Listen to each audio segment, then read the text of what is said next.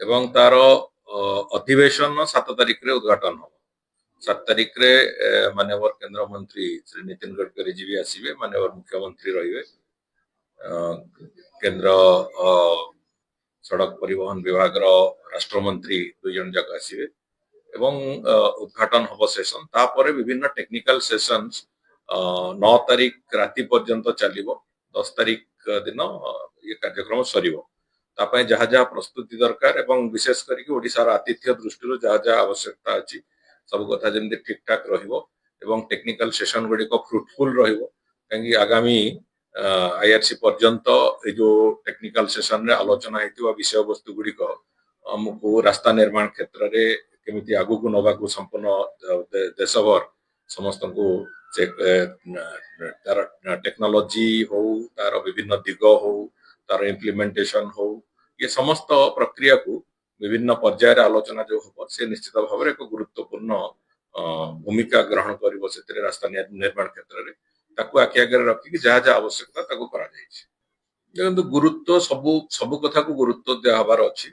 सेठी जेमिति जो भली भाव रे दर्शन व्यवस्था नीतिकांति को गुरुत्व समान भाव रे दिया जाउछि, समान भाव रे जो माने जाउचंदी भक्त सेमानकर सुविधा दृष्टि एवं सेठी श्रृंखलित दर्शन केमति करि परिबे से ताकू भी गुरुत्व दिया होछि एवं सामग्रिक भाव रे श्रीक्षेत्र पूरा विकास पई जहाँ जहाँ आवश्यकता अछि से दिग गुडी को आमे 2 पर्याय रे तार समीक्षा हेछि। किछि काम आरंभ हेइ जैछि, भितरे किछि काम लंबा समय धरि कि लीगल बॉटलनेक थिला कारणरू से सब अटकी कि थिला ताकू भी आमे क्लियर करिवार व्यवस्था करिछु एवं पुणी आउथरे आसंता 11 तारिख दिन आईआरसी सरिवा परे 11 तारिख दिन पुनर्बार हम समीक्षा पुरी रो जो प्रोजेक्ट गुडी समीक्षा हम करथिलु सेप्टेम्बर मास रे तार अग्रगति केते हेछि तार समीक्षा 11 तारिख दिन रखा जाइछि एवं 11 तारिख दिन से समीक्षा हबो निश्चित भाव रे।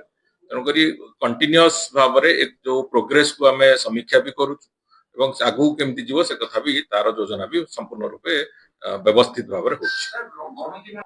देखंतु गणति मणति पई जो जो आनुषंगिक व्यवस्था करबा दरकार अछि, काना गणति मणति रत्नभंडार भितरे ही हबो।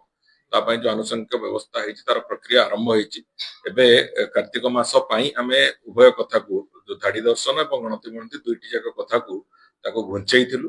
कार्तिक मास सरुचि 5 तारिख रे तापरे प्रक्रियागत भाव रे धाडी दर्शन एवं गणति मणति जो भली भाव रे हबो ता पई जो व्यवस्था ताको भी हमें करबा प्रक्रिया आरंभ करछु। बहुत शीघ्र गणति मणति रो संपूर्ण एसओपी स्टैंडर्ड ऑपरेटिंग प्रोसीजर भी हमें तार चली तार ड्राफ्टिंग चली थिला एवं बहुत शीघ्र हमें से एसओपी आसीबो एवं एसओपी आसीबा मात्रे गणति मणति रो प्रक्रिया तारि ऊपर निर्भर करी कराछ।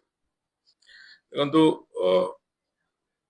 नवीन बाबू तांका दलर प्रार्थी सपक्ष रे प्रचार करने को जीवा किसी अस्वाभाविकता स्थिर नहीं, किंतु एकता तो स्पष्ट अच्छी एवं सेठी जा स्थिति अच्छी आज तारिख रे भी भारतीय जनता पार्टी निश्चित भाव से निर्वाचन में जितिबो, याठू कौनसी गत्यंतर नहीं। तेणुक साधारण भाव में लोकंकर विपुल समर्थन अच्छी एवं आगामी दिन में भी जय ढोलकिया सपक्ष रे संपूर्ण भाव में ये समर्थन लोके जाहिर करेंगे से भाया एक स्थिति अच्छी।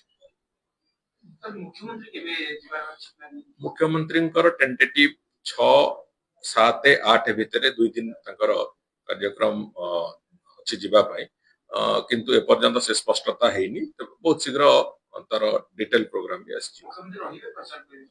हाँ, मुख्यमंत्री पूरा जो प्रचार जो प्रमुख दिन गुड़िक से मुख्यमंत्री किंतु श्रृंखलित दर्शन हेले कौन प्रकार असुविधा हम ना।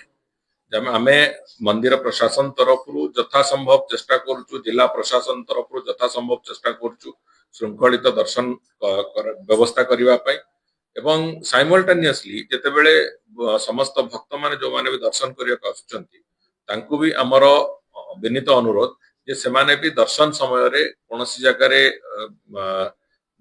निजे आग दर्शन करदेवी कि से भाया किसी न भाविकी सेमाने भी सेतिरे संपूर्ण रूपे सहयोग करते। मंदिर प्रशासन और जिला प्रशासन तरफ जहाँ व्यवस्था आम करने को चेष्टा करूँ एक्सटेंडेड बैरिकेड करवा इत्यादि इत्यादि जहाँ सब जिन कराई। तेणुक से जो श्रृंखलित दर्शन करवार जो प्रक्रिया रे भक्त माने भी से सहयोग करने को आम अनुरोध करूँ। सेठी भी स्थानीय भाव में भी अनुरोध करा जाउछि। थरे उभय पक्षर सहयोग रहिले कौन प्रकार अघटन घटब नहीं ନିଶ୍ଚିତ ଭାବରେ ମହାପ୍ରଭୁଙ୍କର ସାମ୍ନାରେ କୌଣସି ପ୍ରକାର ଅଘଟଣ ଘଟିବ ନାହିଁ ସେ ବିଶ୍ୱାସ ଆମ ସମସ୍ତଙ୍କର ଅଛି।